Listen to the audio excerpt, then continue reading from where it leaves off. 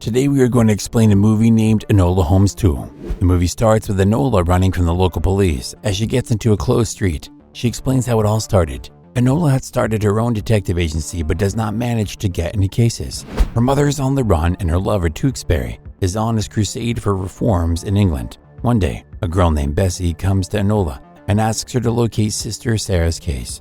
Bessie takes Enola to the match factory where Sarah used to work. There, she meets Sarah's friend May, who is not happy with Enola getting into this case. When Enola investigates the girl's room, she finds a paper with a date, 12th March. Bessie also tells Enola that Sarah had an argument with the factory's foreman, Mr. Crouch, before he went missing.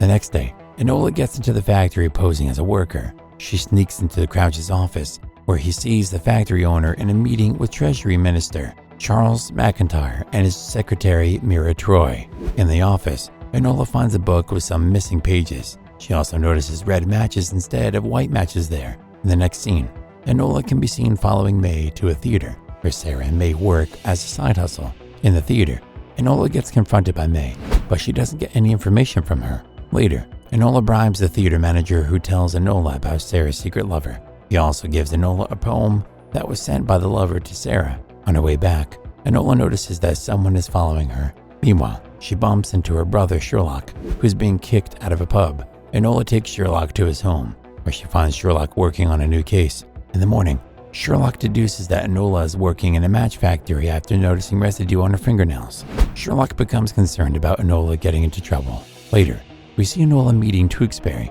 in a garden where they two realize that they still have feelings. Enola again reviews the poem and deduces that the poem is a code leading to a home in Whitechapel. There, she finds May dying of a wound.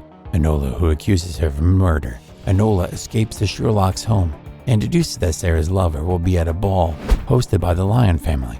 When Enola gets into the party, she meets Mira Troy and a woman named Cicely. Enola finds Tewkesbury at the party, who teaches her the dance. Later, Enola can be seen dancing with William Lyon, the son of the factory owner. She asks him about Sarah, but William tells her that they are surrounded by many people. At the party, Enola gets arrested in front of everyone and is taken to jail. On the other hand, Sherlock gets a message from the mastermind of the whole scandal. He deduces his name to be Moriarty. In the further scenes, we see Grail meeting Enola in the prison, asking her to stay away from Sarah's case.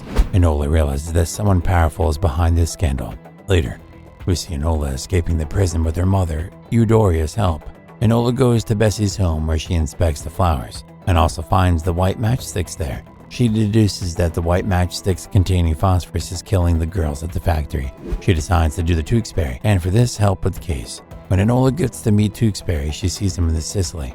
At that moment, Enola realizes that Cicely is actually Sarah and William Lyon is her secret lover. Before setting out for the inspection at the factory, Enola and Tewkesbury admit their love for each other. When they go to the factory, there they find Sherlock inspecting the site. Sherlock tells them that both their cases are interrelated and proves it. In the factory, they see William Lyon's dead body with a sheet on his hand. Enola deduces that the Treasury Minister is involved in the scandal. The white matchsticks are cheaper and they are used in the factory, which is the cause of the girl's death. In the further scenes, Enola, Sherlock, and Tewkesbury can be seen in the theater where Grail confronts them. Grail holds a knife to Bessie's throat and threatens everyone. Bessie manages to escape while Sarah also shows up. Enola tells Sarah about William's murder.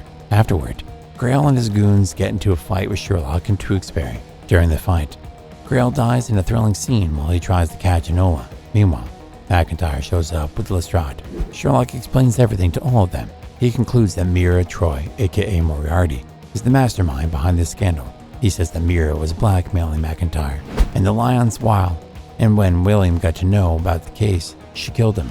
Sarah had the list of the girls killed due to the conspiracy, and she was helped by May in the case, which resulted in May's death. Lestrade arrests Mira, but McIntyre burns the list of the girls killed in the conspiracy to save his own skin. Afterward, Enola along with Sarah can be seen going to the factory and telling all the workers about the conspiracy, which results in a revolt against the factory foreman Crouch and other employees. Sherlock gets to know about Enola being involved in the revolt and offers her to work with him, which she denies. Sherlock also tells Enola and Tewkesbury has managed to gather enough evidence against McIntyre and got him arrested. After Enola leaves, Sherlock is told by a man that Moriarty has escaped jail and is on the loose. In the end, Enola can be seen going out on a date with Tewkesbury. In this scene, the movie ends.